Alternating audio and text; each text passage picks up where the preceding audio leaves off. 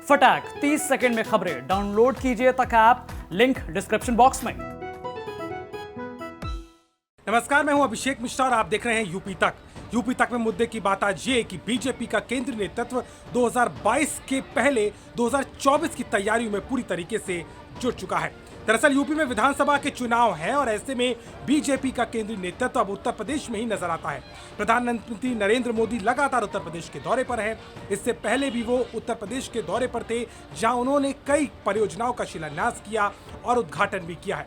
लेकिन फिलहाल महत्वपूर्ण तरीके से प्रधानमंत्री एक बार फिर से बनारस पहुंच रहे हैं, जहां 2100 करोड़ से ज्यादा की परियोजनाओं की वो सौगात देने जा रहे हैं। इसमें 22 ऐसी परियोजनाएं हैं जिनकी आधारशिला रखी जाएगी। इसके साथ ही साथ 5 परियोजनाओं को जारी किया जाएगा।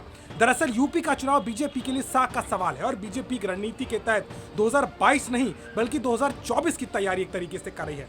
प्रधानमंत्री ताबड़तोड़ रैलियां कर रहे हैं, जनता के पास सरकार और योगी नेतृत्व को लेकर पहुंच रहे हैं। तो वहीं अब इस पूरी कवायद में केंद्रीय गृह मंत्री अमित शाह भी इस पूरे चुनाव के अभियान को धार देने जा रहे हैं। दरअसल 24 दिसंबर से प्रयागराज से जन विश्वास यात्रा में गृह मंत्री अमित शाह शामिल होंगे।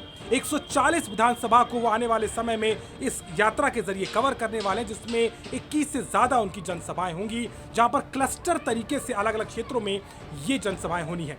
दरअसल बीजेपी को पता है कि उत्तर प्रदेश में पिछले चुनाव, खासकर 2017 में प्रधानमंत्री नरेंद्र मोदी के नेतृत्व में चुनाव लड़ा गया, जिसका सीधा फायदा बीजेपी को 300 पार के आंकड़े के साथ मिला था। लेकिन इस बार समीकरण थोड़े से अलग है, क्योंकि खुद मुख्यमंत्री योगी आदित्यनाथ अपने कामों को लेकर के सरकार के जनता के पास पहुंच रहे हैं। लेकिन इस अभियान को धार देने का काम प्रधानमंत्री नरेंद्र मोदी और केंद्रीय नेतृत्व करता नजर आ रहा है। अब इसको देख करके लगता है कि दरअसल यूपी में बीजेपी 2022 के साथ साथ 2024 की तैयारी करती नजर आ रही है, क्योंकि उत्तर प्रदेश से लोकसभा के चुनाव में 2014 के प्रचंड बहुमत और 2019 के चुनाव में मिली जीत कहीं ना कहीं 2024 में एक बार फिर से दोहराने की तैयारी नजर आती है।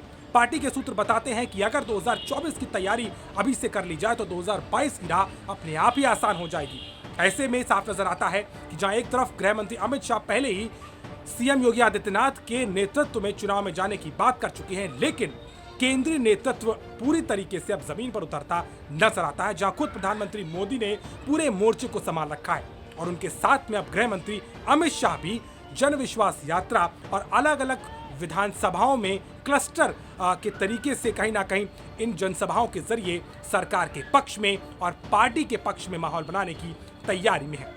अब इसका कितना असर होता है ये तो वक्त ही बताएगा, लेकिन ये बात तय नजर आती है कि 2022 का विधानसभा चुनाव बीजेपी के लिए साख का सवाल है और केंद्रीय नेतृत्व के साथ साथ राज्य सरकार के तमाम मंत्री और खुद मुख्यमंत्री योगी आदित्यनाथ इस अभियान के चेहरे के तौर पर जमीन पे हैं, जो लगातार ताबड़तोड़ योजनाओं के उद्घाटन और परियोजनाओं के शिलान्यास के साथ साथ सरकार के काम जनता तक पहुंचाने का काम कर रहे हैं, जिसमें खुद अब केंद्रीय नेतृत्व पूरी तरीके से मैदान में उतरता नजर आ रहा है।